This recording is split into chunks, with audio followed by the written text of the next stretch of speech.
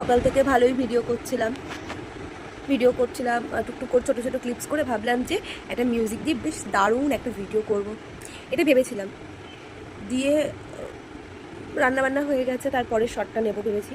তো তাড়াহুড়ো করে বাসনগুলো নামানোর সময় আমি এত জোরে মাথা ঘুরে গিয়েছে, মানে বুঝতেই পারছো, মাথা তেল দিয়ে পুরো ভর্তি হয়েছে, মাথা ঘুরে গেছে প্রচণ্ড। মানে শরীরটা এতটাই দুর্বল হয়ে গেছিলো, এতটাই খারাপ লাগছিলো শরীরটা, যার কিছু বলার নেই।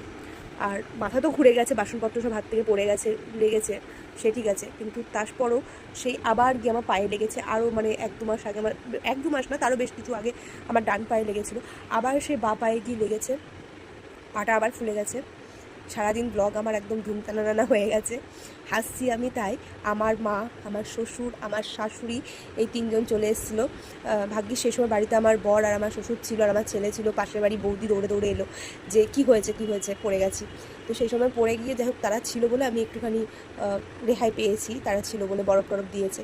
তো চলো তোমাদের পায়ের অবস্থা দেখাই, কী অবস্থা। পায়ের অবস্থা, পাটা আবার ফুলে গেছে, এই যে এই জায়গাটা আর এই জায়গাটা।